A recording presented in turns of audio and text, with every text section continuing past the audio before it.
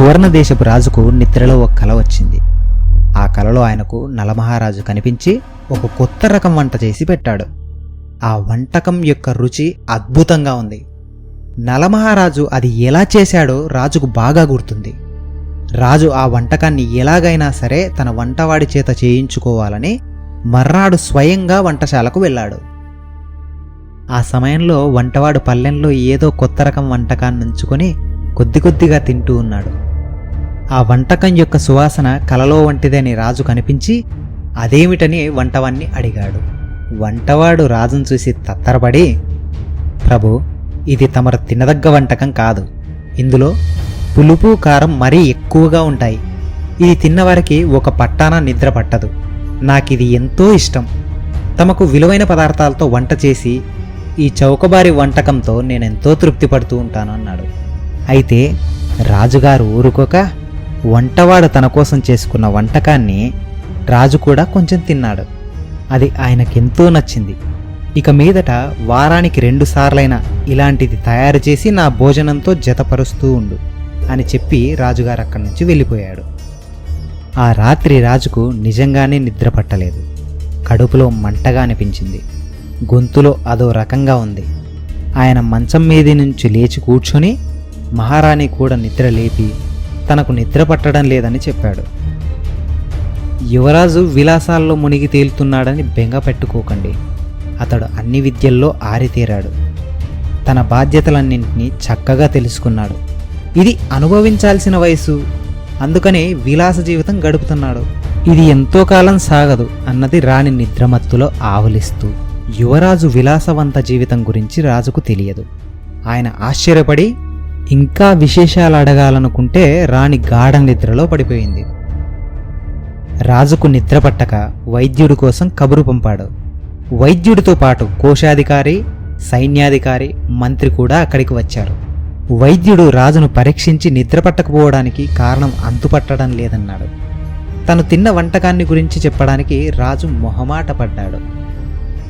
మన ఖర్చులు పెరిగిపోతున్నాయి, ఆదాయం తగ్గిపోతుంది. అలాగని తమరు బెంగ పెట్టుకుంటే ఎలా మహాప్రభు? ఈ సమస్యలు అన్ని దేశాలకు వస్తూ ఉంటాయి. పరిష్కార మార్గం దొరక్కపోదా ఏమిటి? ఇలా అన్నాడు కోశాధికారి. కొందరు రాజద్రోహులు పొరుగురాజు సహాయంతో మన దేశాన్ని దెబ్బతీయాలని చూస్తున్నారు. మీరు నిద్ర పాడు చేసుకోకండి. ఇందుకు ప్రతిగా మనం ఏదో ఒక వ్యూహాన్ని పన్నలేకపోమో అన్నాడు సైన్యాధికారి. రాజోద్యోగుల్లో అవినీతి పెరిగిపోతూ ఉన్నది. మనం ఇచ్చే సదుపాయాలు సక్రమంగా ప్రజలకు చేరటం లేదు. అందువల్ల ప్రజల్లో అసంతృప్తి ప్రబలుతోంది. తమరు నిద్రపాడు చేసుకుని ఏం లాభం? మేమంతా ఉన్నది ఎందుకు? తొందరలోనే ఏదో ఒక ఉపాయాన్ని అందించగలమన్నారు మంత్రి. రాజుగారు వాళ్ళని అక్కడి నుంచి పంపేశాడు. తనకు నిద్ర పట్టకపోవడానికి కారణం ఇవేవీ కావని ఆయనకు తెలుసు. అసలు విషయం కనీసం తన తల్లికైనా చెప్పుకోవాలని రాజమాత దగ్గరకు వెళ్ళాడు.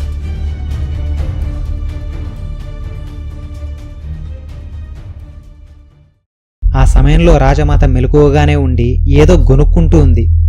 కొడుకును చూడగానే, నీకు నిద్ర పట్టడం లేదు కదూ, నాకు తెలుసు. కొడుకు విలాసాల్లో మునిగిపోయాడు, కోశాగారంలో డబ్బు తరిగిపోయింది, అవతల పొరుగు రాజుల నుంచి యుద్ధ భయం, యువతల దేశంలో అవినీతి. ఏ రాజుకు మాత్రం నిద్ర పడుతుంది?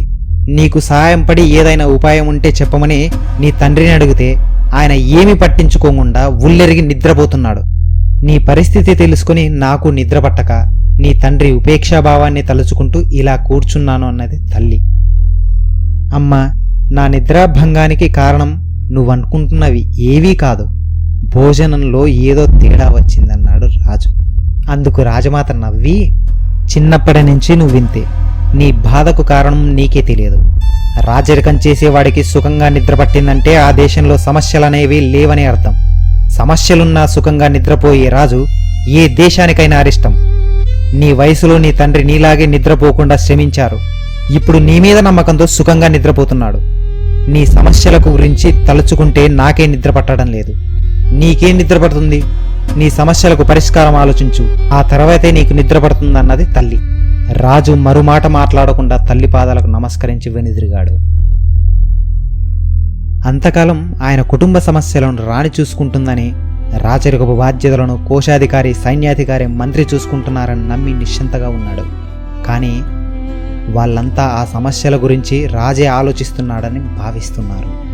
ఎన్నో సమస్యలుండగా అంతకాలం తను సుఖంగా నిశ్చింతగా నిద్రపోగలిగినందుకు సిగ్గుపడిన రాజు తెలిసో తెలియకో తనకు నిద్రాభంగం చేసి కళ్ళు తెరిపించిన వంటవాడికి మంచి బహుమతినిచ్చాడు. ఈ కథలోని నీతి నేను చెప్పను, మీరు కమెంట్ బాక్స్లో చెప్పండి, నేను వింటాను. సహనావవతు. కథ నా వంతు, నీతి మీ వంతు.